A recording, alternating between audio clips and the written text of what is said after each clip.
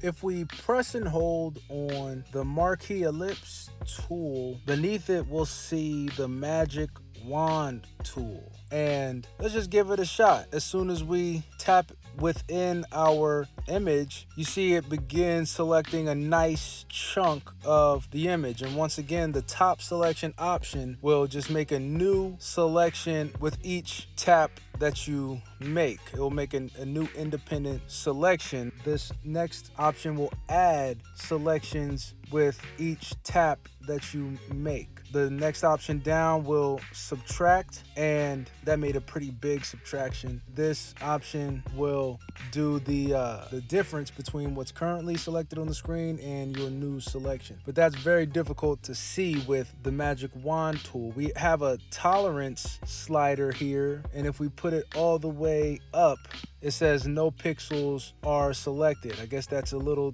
too high of a tolerance. If we have it somewhere moderately near the bottom, we see that it makes a much larger selection here at 67 than it did at 0. Let's deselect, go back. Let's go back to 0. You see that's the selection it makes. If we go up to 71, it selects a little bit more. If we hit the 3 dots at the bottom, we'll see some extra wand settings. The point sample, I believe this is just the smallest that it can sort of zero in on, but you have some other options in this drop down menu. You can do a 3x3 average, and you can do a 5x5, 11x11, 31x31, 51x51, and 101x101 average. And I think these are pixels. I'm not 100% sure, but what I did see is when you make selections with these different settings, so let's say 3x3, let's put the tolerance all the way down, and we're at a 3x3 average, and we see the selection size that it makes. If we go to 5x5, you see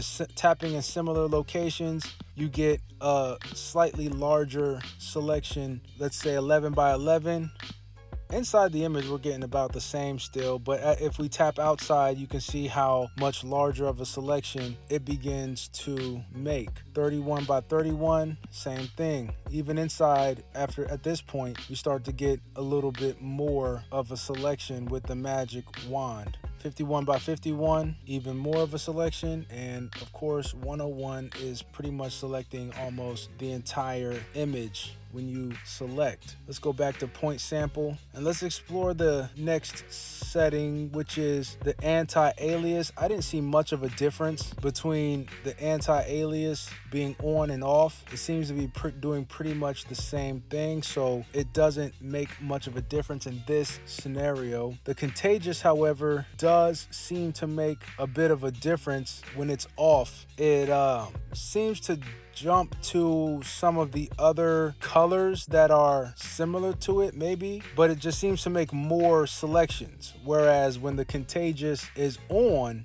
it makes one selection. So the selection that you make is going to be one, not necessarily one large selection, because that's dependent on your point sample or your sample size, but it'll be one singular sort of blob at a time. If you have contagious off, it will make multiple blob selections. And the sample all layers, once again, I didn't really see much of a difference between this being on and off in this situation.